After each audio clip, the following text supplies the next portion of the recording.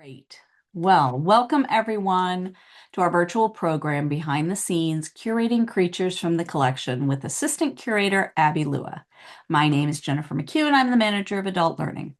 Tonight we will learn what goes into creating an exhibition that complements our newest exhibition, Small Living Things, The Magical Art of Eric Carle. The journey begins with exploring the Michener's permanent collection to find pieces that include animals. The result is the exhibit Creatures from the Collection. This exhibit includes works by artists ranging from Daniel Garber to Peter Payon, Lisa Naples' Bunnies to Lisbeth Stewart's Dog with Bones. It is a delightful peek into our collection, and I think Abby might agree that she had fun discovering the works as well. If you have any questions, please enter them into the Q&A, and we will address them at the end of the presentation. So now I hand it over to Abby. Thank you, Jen, for that lovely introduction. Let me just get my presentation up and in order. Okay. Oh, can you all see that? No, I didn't even share my screen. Hold on, everyone. Okay. Here we go. Then can I do this?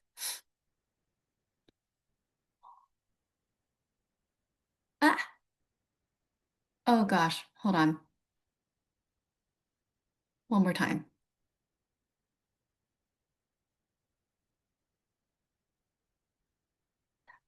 Oh,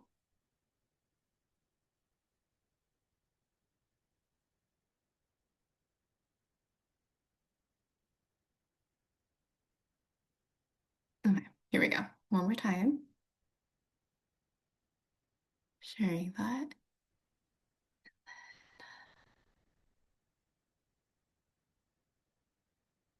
Okay, I think we're good to go. Hi everyone, as Jen mentioned, my name is Abby and I am the assistant curator at the Michener. And this is actually part two of public programming for Creatures from the Collection, which I curated. The first one was a gallery talk, which was really taking visitors through the space to look at the artworks individually. But then for this talk, uh, the way that we're shifting things around is really I'm giving you a behind the scenes, how did I really come up with this show? And so you get a little bit more of that insider view on the process of curating this exhibition. And so just as an introduction, a little bit of context for those who haven't been able to visit the show yet. As Jen mentioned, this is a companion show to the exhibition that we have called Small Living Things, The Magical Art of Eric Carle. And so as the title of my show suggests, which is Creatures from the Collection, this exhibition really features animals in our artworks at the Michener. And so really the show runs, the gamut. It is, a variety of media from sculpture to painting to works on paper, drawing, and actually we don't have any photographs, but drawing. There's a wide variety of animals, and there's a wide variety of tone as well. Overall, I was aiming for a really whimsical and fun tone, but some of the artworks are a little serious. And so really there's this, artists captured a wide variety of animals in a wide variety of ways, and that's really what I wanted to communicate, that art, animals really are an integral part of art making in an artist's life. And so the inspiration for this show began in 2023 for me. That is, 2023 is when I began my job here at the Michener. And there was just this one time we were thinking about what to hang in the buyer's gallery. And the buyer's gallery is where we have our contemporary art. And so in that gallery, as you walk in from the Hinken Gallery, there is a tall niche at the right where Alan Goldstein's Smoke currently hangs. But at the time, we were thinking about another artwork to potentially place there. And one of my colleagues at the time suggested this painting by Linda Gensti. It's called A Murder of Crows. And you might have seen it here at the far wall. So it's horizontal, but actually the way that it hung in our storage, it was vertical. And so it seemed like a really nice painting to have in that niche. I loved how spooky it was compositionally. I love how large it was. But then ultimately, we did not choose to put this painting out on display. But definitely, at some point, I wanted to put it out, and definitely that was really the first seed for me in having like an animal exhibit at the Michener. And so, in general, moving from an artwork to an exhibition, this idea for an animal show kind of it developed as, we were just, in the regular churn of exhibition ideas within our curatorial and exhibitions department. So, for curators at most institutions, our tasks are largely divided into two main categories. The first is that we take care of a collection or a permanent collection of artworks. And so, this entails, artworks that we own as an institution. And then the second category of tasks really falls under curating original exhibitions. And then oftentimes, as you might imagine, these two categories of job responsibilities overlap. And so oftentimes stewarding a collection means putting it out on display, right? We collect artwork. It's not so that we can just hide it forever, although part of it is, thinking about the perpetuity of an artwork. But we collect artwork, in the hopes of displaying it. And so oftentimes collecting artwork means exhibiting it.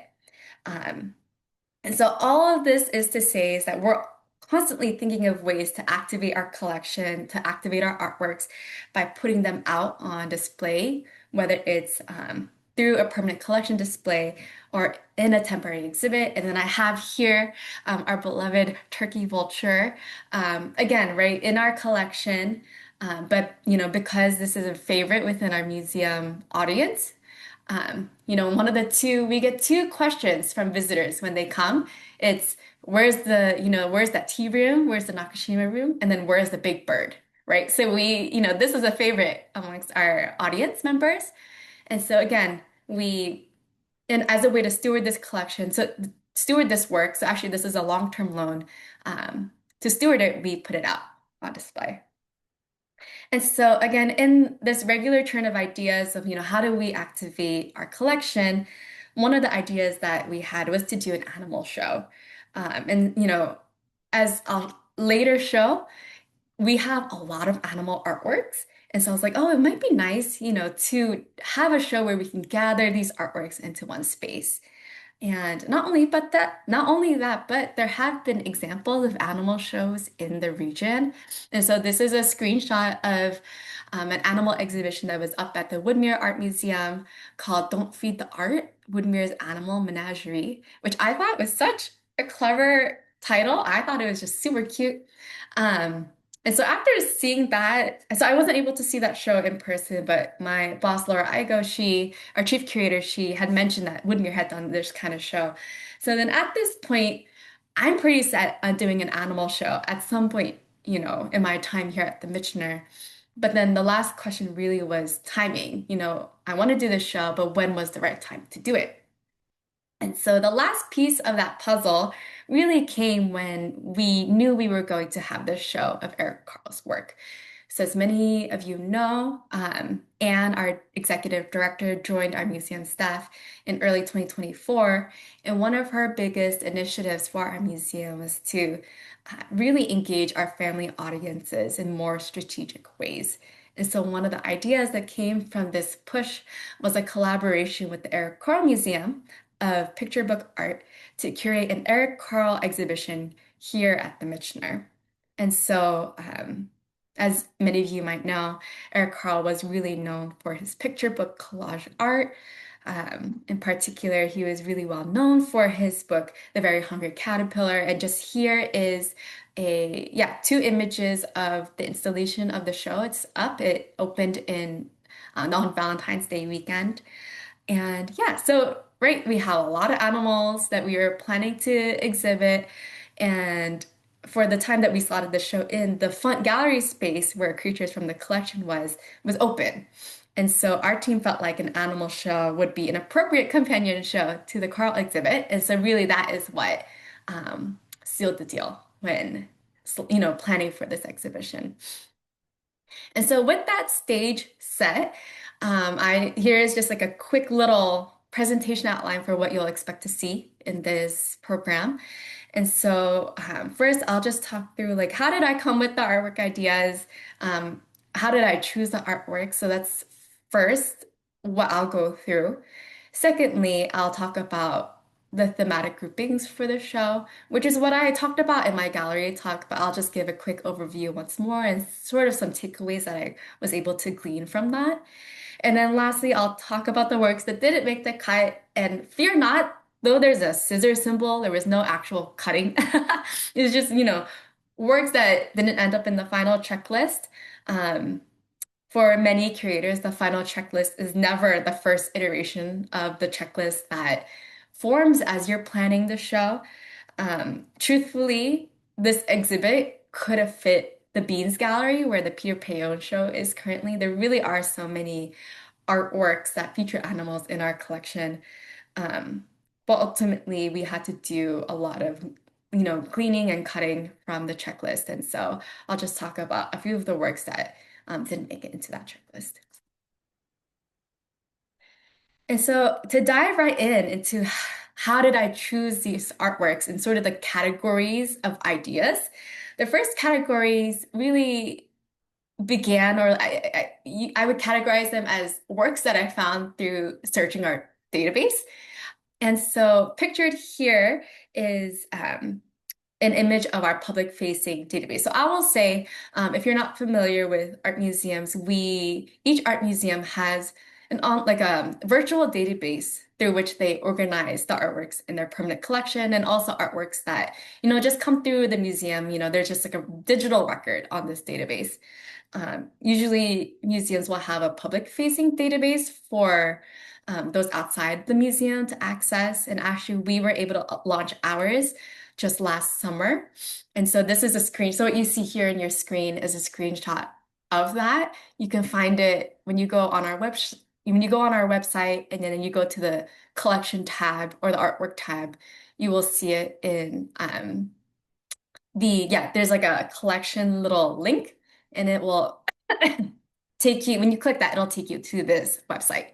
And so, for visitors, for those outside the museum, you are welcome to search our collection through this database. And we don't have everything up on, we're still updating it as we go, but you can search it. So you all have access to this, but basically we have, both staff and our curatorial and exhibition staff, especially, we have our own internal database that has all the records and basically has more information on the artworks.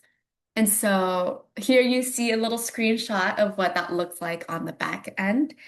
And really, for this first round of searching for artworks, I was just typing in that simple search. I just, retyped an example there. I was typing every animal that I could think of.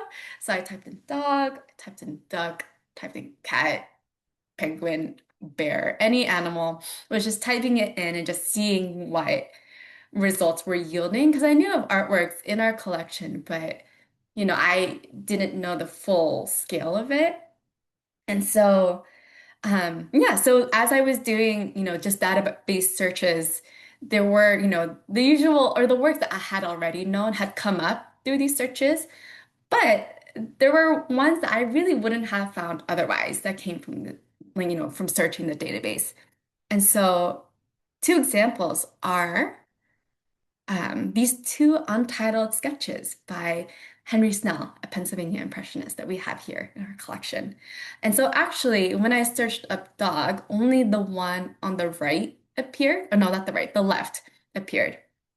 And so even though the works are entitled, the reason why that dog came up, or the reason why this work came up when I searched dog is because the person who inputted this record had they had put in the description in the database, quote, man and dog in middle, right? So they like just that phrase, because they had typed that phrase in the record, the database was able to pick up, that there's a dog in this work.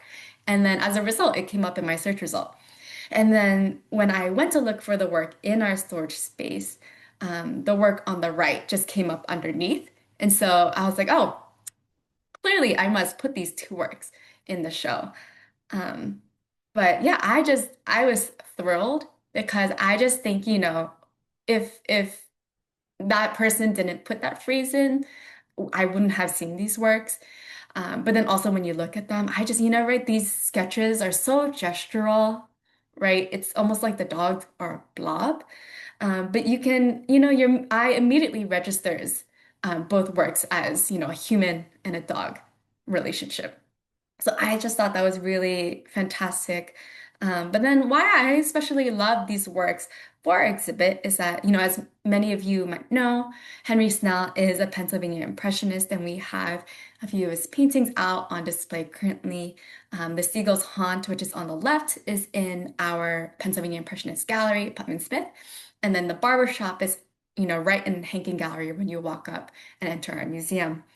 Um, and so, right, Snell is known as a painter, but what folks might not know is that our museum actually has a large collection of his works on paper. We have a lot of his watercolors, we have a lot of his sketches, as you could see in the previous slide.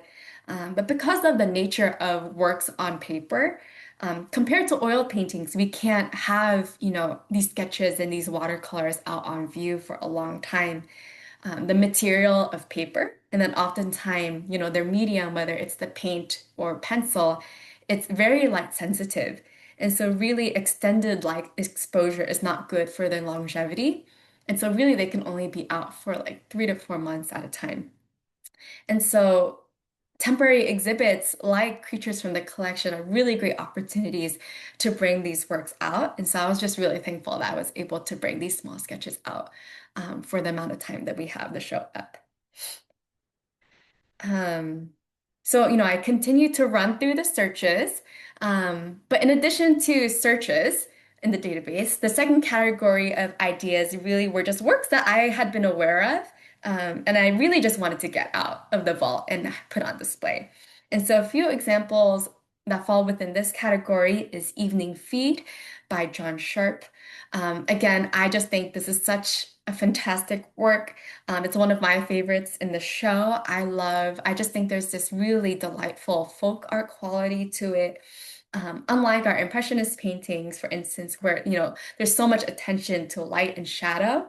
Um, Instead of like that very colored palette, I just feel like there's this minimal decoration. It's very simple in the way that it captures light and, the geometric figures.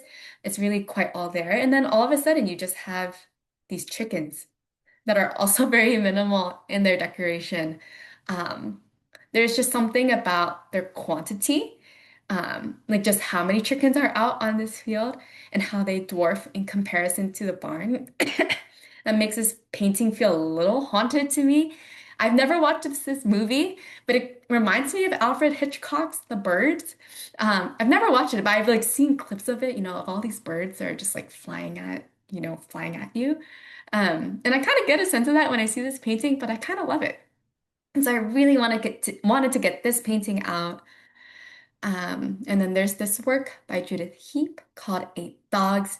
And I had seen this in my initial iteration of animal searches when I first, and then also just like, as I've gotten to know our storage space and our collection through just walking into the storage space, I had seen this on the racks.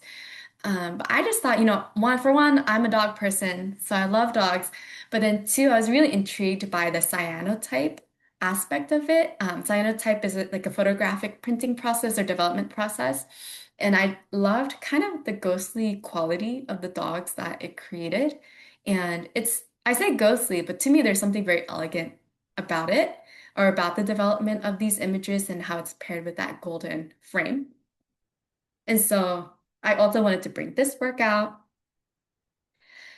Another work that I had known about from just searching the storage spaces is Owl with Moon by Derek Weidman. As many of you might know, we have a really strong collection of contemporary craft, and this is just an example. Derek has a wide range of these animal sculptures in his body of work, and I just think they're so fantastic, and I'm so glad that we have this work in our collection. It was collected before I started working here, but I had seen it and I just thought it was just so charming and so cute. Um, And I guess one note that I wanted to add is that unlike works on paper, crafts can be out for much longer on display. They can withstand prolonged exposure to light. But the problem, I guess not the problem, but the issue with, displaying craft, though they can, go out much longer, is that we don't have as much space to display our craft. As many of you know, that as you walk into Henkin, you see that hallway, the Betts Gallery, where we have our craft on display. And so really that's all the space that we have, and we don't get to rotate it as often. And so the last time we rotated it was in 2024. And so again, this temporary exhibit, Creatures from the Collection, was another wonderful opportunity to display our art and to display, to bring more craft out on display, in the reality, in the light of this reality of limited space. And then a third category of ideas, kind of in line with the Turkey Vulture, by Clarence Holbrook Carter, was just to bring out audience favorites, museum favorites, works that have been on view, uh, that that people really love at our museum. And so, in addition to the Turkey Vulture, Clarence Holbrook Carter just had a larger series of over and above animals. And so another example that we have in our permanent collection is this example of the fox. And I put this in our fox section, and I'll talk more about it when we get there. So just, yeah, for now, this is one example of a museum favorite. And then another example is Cicada by Rob Evans. And actually, I really wasn't aware of this work, though it's quite large, as many of you might know. But as I was planning the show, one of my colleagues, or several of them, had asked, "Are you going to bring out cicada?" And I thought, "What's cicada?" And then lo and behold, I go into storage, and there's this huge painting by Rob Evans in our racks. And um, yeah, as I mentioned, cicada is quite large, and takes up one whole wall of the gallery. So you can imagine how impactful it is for our visitors just in terms of scale. And just to talk a little bit more about this work, Cicada is a triptych or a three-part painting, and he uses this format of composition to display his interest in life cycles, in the ephemeral nature of life and the environment. And so just to walk us through that a little bit, the first panel on the left features a child with a sparkler as well as fireworks going up in the sky. And so right, thinking about the how quickly, these fireworks fade and these sparklers go out. And so that's one aspect of ephemeral, like the ephemeral nature of an object or of something. And then on the far right panel has, it's a little bit haunted, but there's like a wheelchair to the right of that panel, and then there's like these toys that have just been left behind, and the sun is setting. So again, right, like thinking about life cycle, whether it's, and then like if you pair the two, right, you have this child there with the wheelchair, and so he's thinking about, both ends of the spectrum of human life. And then in the middle is our featured animal. And so you can see that there is a cicada. And it's interestingly enough, when I didn't realize, I thought they were two cicadas.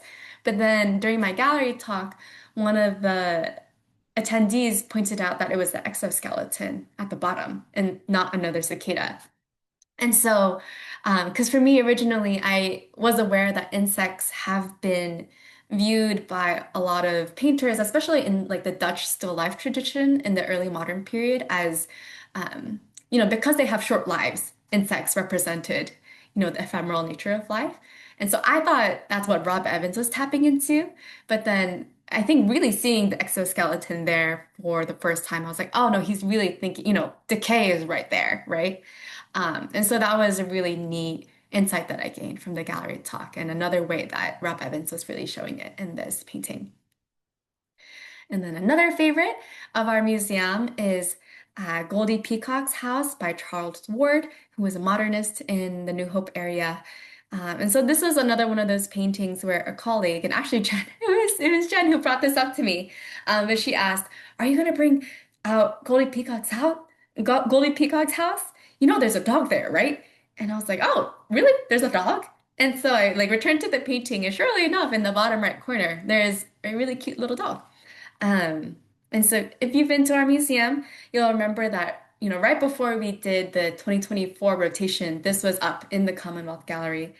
Um, and what's really neat, again, with bringing this work out for creatures from the collection is that it gives us an opportunity as curators to reframe narratives about a painting. Um, because Commonwealth is our modernist gallery, we feature works and highlight modernist themes about paintings. And so, this work has largely been viewed through that modernist lens. So thinking about abstraction and thinking about, the simplification of color.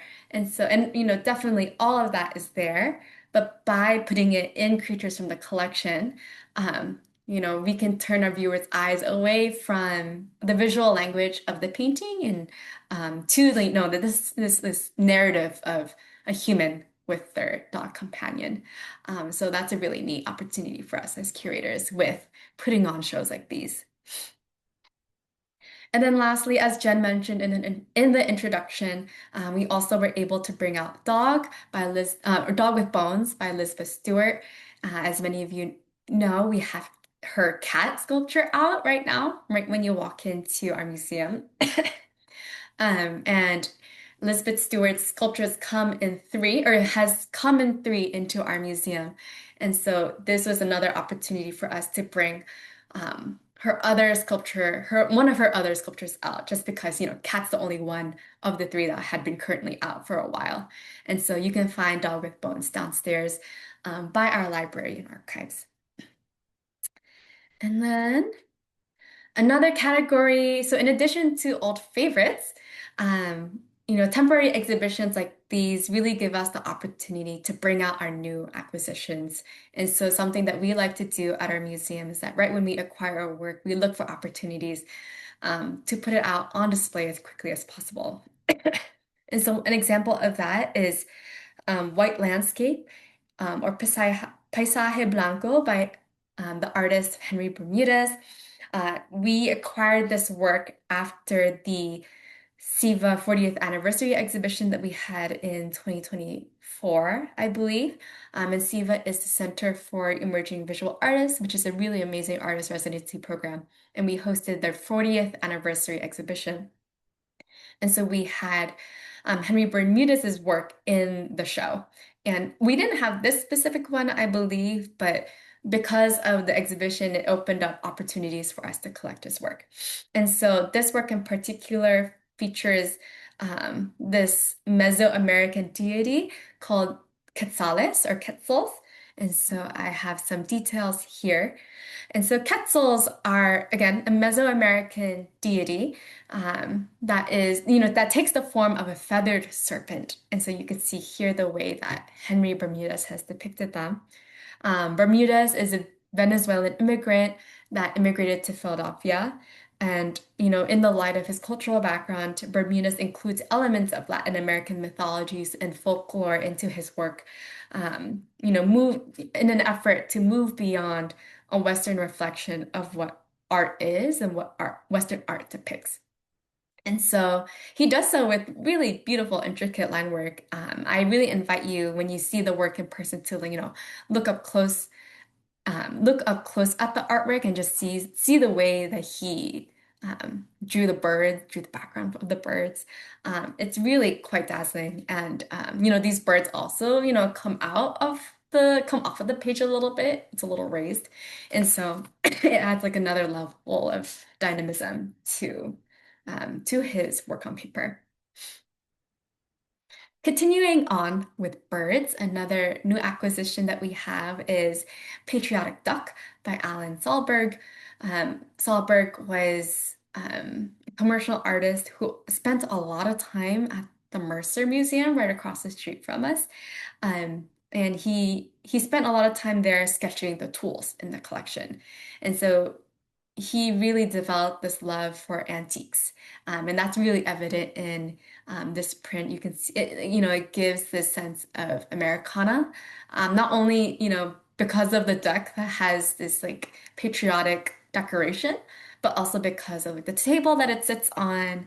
And, just thinking about duck decoys, it really has this sense of like antique furniture, like thrift shopping. A few other new acquisitions that we received, as Jen mentioned, we have works by Peter Payon, and we have his um, work up right now in Peter Payon, Not So Still Life in the Beans Gallery. But right before that, we were able to acquire, he gifted us a set of his prints. Um, in around like the summer of last year. And so these are two examples of those prints that feature animals. So the right is someone's topiary, which features this fun little collection of topiary animals, and it looks sort of like this imagined community of animal friends. And then the print on the right is called Just Friends. And it's just really funny. This oversized imaginary animal is like dwarfing this little human. And they're just friends. You can only imagine what kind of friendship they have. So we just thought that was a really fun print to include in the show as well. We also have the work of Lisa Naples in the exhibition. This is the sculpture Tenderness. As some of you may know, we recently had her solo exhibition at the museum uh, that closed, this past fall. It was called Grounded in Gold. And something that we like to do at the museum is that when we have work by a solo exhibition of an artist at the museum, we find it good practice to not only support them by hosting an exhibition of their work, but we also like to collect and acquire one of the artworks from the show as a way to support them. And so we did that for Lisa's show, and we selected Tenderness. Um, as to enter our collection. And so yeah, we just really love this work. And so Tenderness features two embracing rabbits. For Lisa Naples, rabbits are like a symbol or an avatar for courage because they are able to thrive as a species despite being like the number one prey for a lot of predators. And then, this sculpture and the body of work it comes from really is a symbol, is really symbolizes the self and how we can relate to ourselves. And so in this instance, with these two rabbits embracing one another, this sculpture represents the tenderness with which Lisa um, relates to herself, but then also invites viewers to relate, with themselves. And then the last new acquisition that I wanted to highlight that's in our show is a work by ceramicist Robert Winokur. This is called Fox on the Hen House Roof. I'll talk more in depth about this a little later in the presentation. But I personally really love this work. I just think it's so fun. He's really known for a lot of house sculptures, and he was really drawn, during his lifetime, he was drawn to the childlike quality of a house and how children like to draw houses and sketch houses, but then also the joy. So also, yeah, the joy and playfulness, but also like the warmth and safety that the home and the house connotes. But then, yeah, as we'll discuss later on, it's interesting how even though homes connote warmth and safety, this house might not. So we'll chat a little bit about that later on in the presentation. And then the last category of ideas that I had for this show, or that we have for this show, is just really like searching through the vault and just, very last minute, just seeing works that had animals. And so, um, one example is Crosswalk by Leroy Johnson. Actually, this is also a new acquisition. But I didn't really think about this work in terms of animals. And so Leroy Johnson was an artist that was born and raised in Philadelphia, and his work really bears witness to the inner city life of Philadelphia. He creates these house structures with layers of photographs, feathers, newspaper clippings, and other found material. And so you can see that right in the pink feathers, and you can see like the photograph clippings on the side of the house and in, that front facade there. And he, makes these assemblages as a way that to reflect on the shifting urban landscape, as well as issues of racial injustice, poverty, and systemic neglect. And so this work actually might be, this work reflects on or is sort of in the image or form of an urban church, maybe. Um, and so again, this show, I was not thinking about animals. Animals is not what I think about when I think about Leroy Johnson and his work. But I just happened to be in storage one day and I saw the work with fresh eyes. And so this is the exact line of sight I had, and I realized that there were a line of pigeons on the other side of the house structure. And actually, you could see one of the pigeons on the left there. It's kind of like perched, perched on the corner there. I saw the line of pigeons and I had an epiphany and I quickly messaged my coworkers and my colleagues. I was like, how do you guys feel about including this in the show? And everyone was pro pigeon. And so I was able to add that to the checklist there. So that was a really serendipitous moment. Another example of, that serendipity was just looking through the racks and seeing this really bizarre painting of a cow and a waterfall, and it's called Cow and Waterfall by Eugene Baguskis. And it's, yeah, I kind of like Evening Feed by John Sharp. It's like such a bizarre painting, but I really love it for that reason. You just see this cow and you're like, how did this cow get there? What is it thinking? It's like, why, how did this painting come to be? And so I just thought that this was like, it really captured the whimsy of the show that I really wanted to convey. So added that in there again, another surprise, yeah, encounter in the collection. And then the last one that I wanted to highlight in this category of ideas is Ladybug by Taddy Anderson. This, again, I just found this in the vault. And I'll show a little bit later on, but it's just really sweet. This white ladybug is dwarfed by this petunia flower. And at that point already, I knew that cicada was going to be in the show, and cicada is large. And then this painting is not large. So I thought it would be fun to like play around with scale by including this work in the show. Um, and so for the next part of this presentation, so basically, yeah, those were all the ideas and the categories of ideas that I had. And then from there, it was time to group these artworks into thematic sections. Um, and really, the organization of this show was not high level at all. I basically just grouped them by animals. But then I tried to make it fun with the section titles. And so, as I, just mentioned, one of the sections is called A Bug's Life. And so it featured the insects in the show or of the checklist. And again, I was really intrigued and interested in putting these two works side by side to display the scale. And then, as you might have seen, there were a lot of birds in the show. And so I titled this work Birds of a Feather. And so Henry Bermudez is here, Lena Gunsti, Derek Wheatman, Alan Sahlberg's Patriotic Duck was in there. And then we have one more work by called Bird of Abundance by Victor Lasichin. That's also in that section. We also have Just Friends, which is named after Peter Payon's print, but this features works of that feature that human and animal companionship. And so you can even see here with the sketch that I showed earlier with Henry Snell, and then this painting by Charles Ward. There are a lot of these paintings where these, like, the human and the dog are sort of dwarfed by the background. And so that there's a series of those works in this section, but we also have this work of the artist Jessie Wilcox Smith with her two cats. And so it's not just dog centric in this section, but there's also cats. So that's Just Friends. And then we have two more sections, but what I want to share about with these two sections is that what's fun about grouping artworks and creating thematic sections is that in doing so, you learn a lot about the artwork. It's almost, you need other artworks to bring out features in the works. And so I also had a section or a section of foxes called What Does the Fox Say? After the really, popular song. And to me, when I was putting this section together, they were just two individual works of foxes.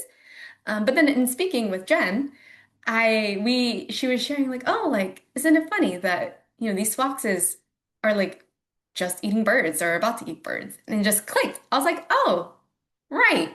Like, you have Clarence Holbrook Carter's fox, suggesting, right, with the feathers underneath that it had just, maybe had a feast of birds.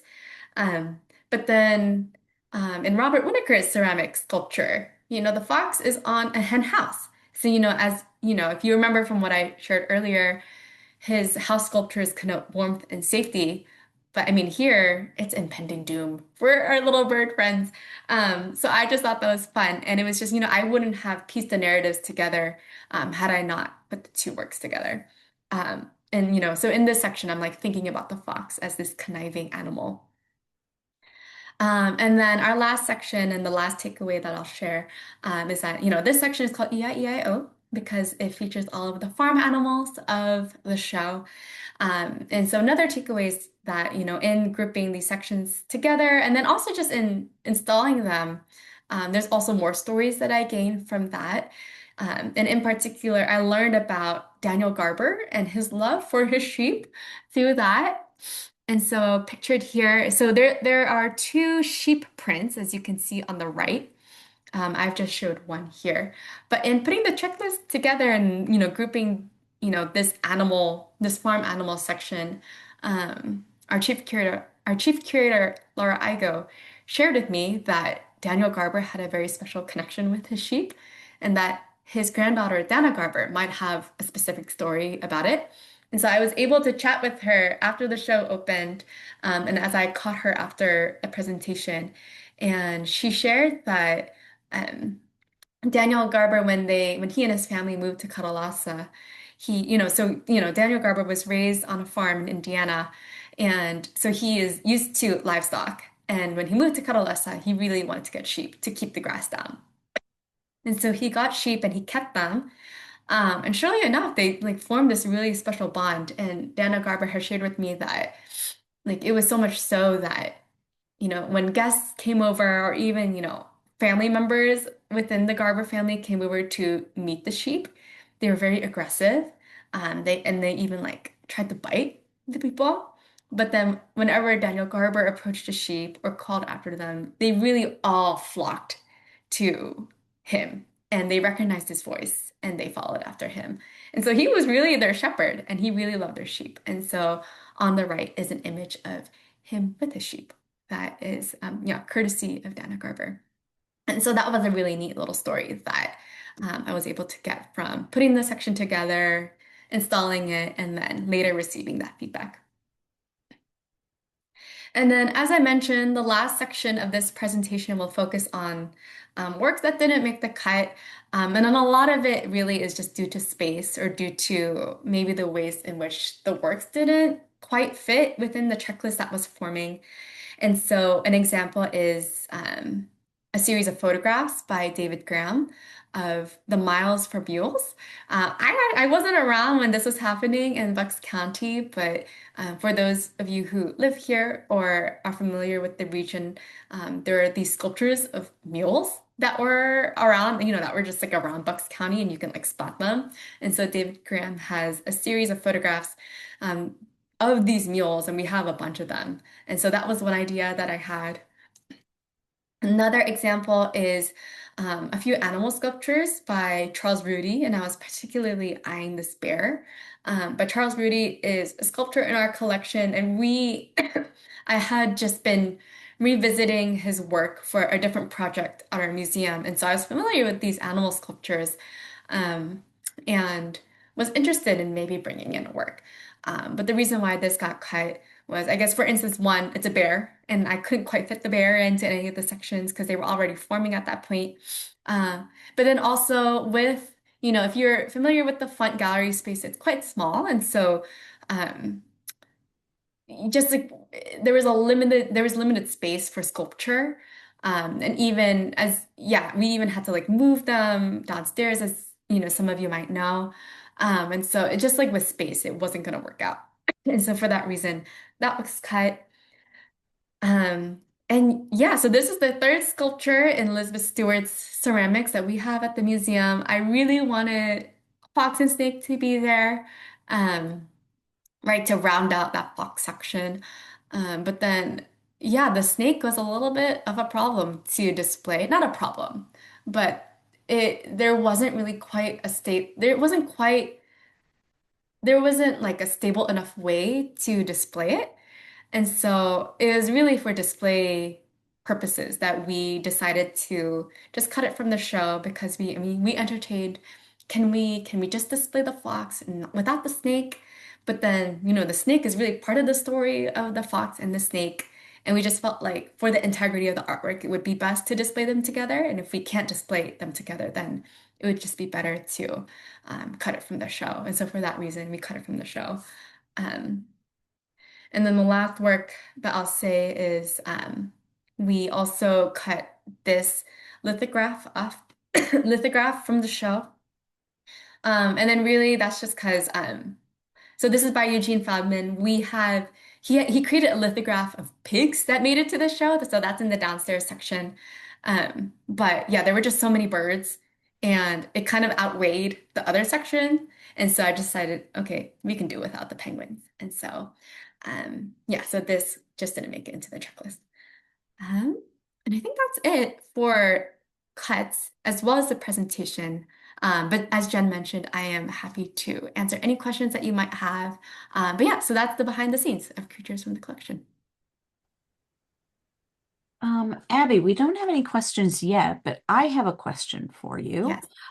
You mentioned a couple times, and I don't know if people have been to the museum and seen, but there is a second portion to Creatures from the Collection if you go down the stairs by the library.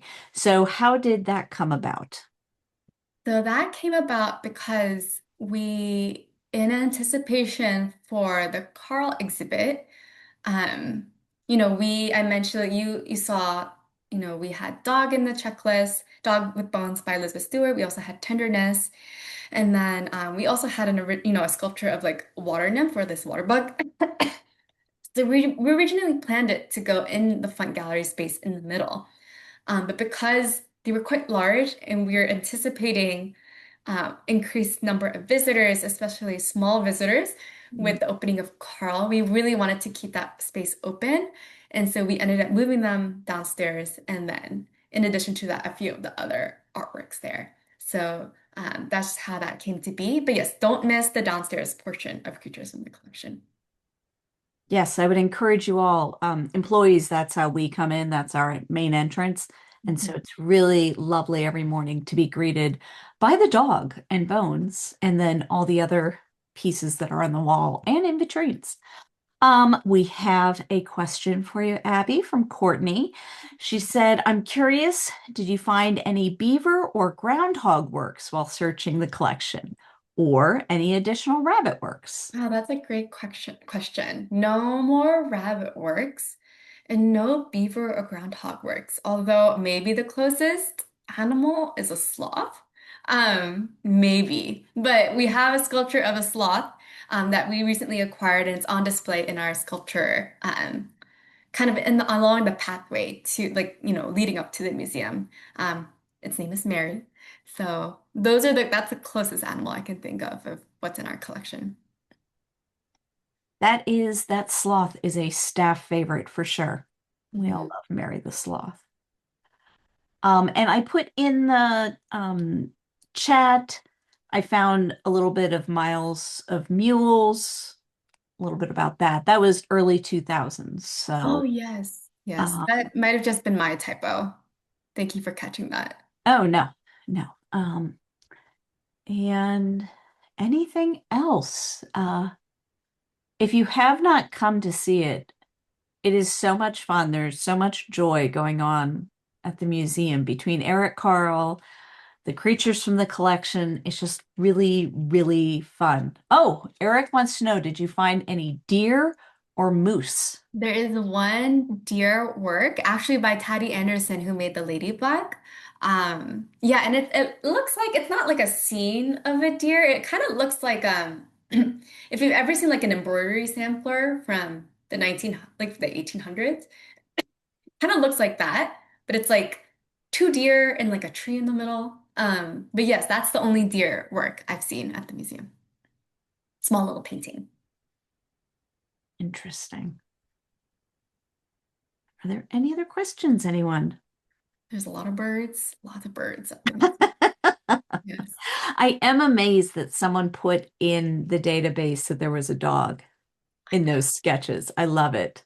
Yes, that really helped me out. Yeah.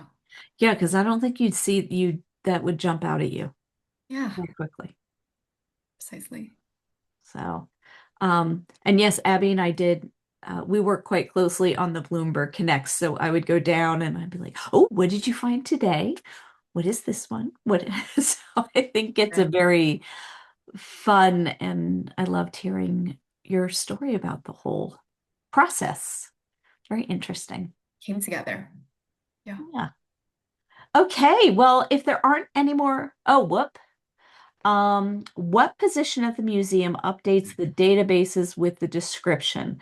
I feel like that could be an interesting job volunteer position, and I'm curious who is responsible. That's a Excellent. great question. So we yes, so we have a position at the museum called a registrar. And a great way to think about what a registrar does is that they are like the air traffic control people of the museum. So they keep track of like the movement of artwork within our museum, and it's really collections management focused. And so they're the ones they are the ones who have the first hand at making an object record in our database. But then once that's set up, after they input as much information as possible, anyone within our curatorial staff can update it. So a curator could have updated that description that could have already been there when the registrar first started. So yes, first the registrar, they're really the ones in charge of it, but then eventually curators can update it. That's a great question. This has actually been a great peek. Mhm. Oh, Eric, Oh, yeah. um, I enjoyed searching through your extensive collection of Daniel Garber pieces. I Mhm. was wondering why it doesn't show the edition number on the etchings. Most are 50. Oh, that's funny. Actually, let me zoom in here. Uh, yeah, actually, as I'm zooming in, it doesn't have the edition number. I'm not quite sure. That's a great question. Um, I'm sure his other prints have the edition number, but um, yeah, I'm not quite sure why this one doesn't. Yeah, It is fun to search. Oh, he said it's in the catalog raisonné. that's great. Yeah. Um, it is fun to look through this because we have um, a lot of pieces, works on paper, which, as Abby said, cannot go out for extended periods of time. Mhm. Which is also interesting. That's the Eric Carle uh, pieces. They're all original pieces on paper Right. and tissue paper that he had colored. Exactly. Yeah, and we had to adjust lighting for that so that it's not damaging to the artwork. So there's a lot that goes into exhibition development and making sure the works on paper are displayed as safely as possible. Yeah. And I also have a hard time spelling raisonné, so I I do too. I really I But I knew what sympathize you there. meant. I knew what you Yeah. meant, Eric. Thank you. Yeah. Well, excellent. Thank you, everyone. Thank you, Abby. That was fascinating. We do have quite a few programs coming up. Next week, we will have a lecture, or it's a panel discussion about the discovery of a wooded watershed, which, believe it or not, turns 100 years old. It was created for the sesquicentennial, so what was it, the 200th? 250. Oh wait. It We can't 150th. even do math. That's why we're in the That's museum industry. Anyway, the sesquicentennial. fine. And so that'll be Laura Igo will interview Bruce Katzeff, who was the executive director at the time, Corinne Caldwell, who was the president of Mount Alto campus where it was found, and Dana Garber. They were all involved in the discovery and bringing it back. And then we will have a follow-up virtual program on the conservation because, as you may have heard, there were lots of little cigarette burns, lots of stuff that they needed to do. Um, but check our website. We have lots of fun programs. And thank you all for spending an hour with us. Thank you, Abby. Thank you. Have a good And night, everyone. good night.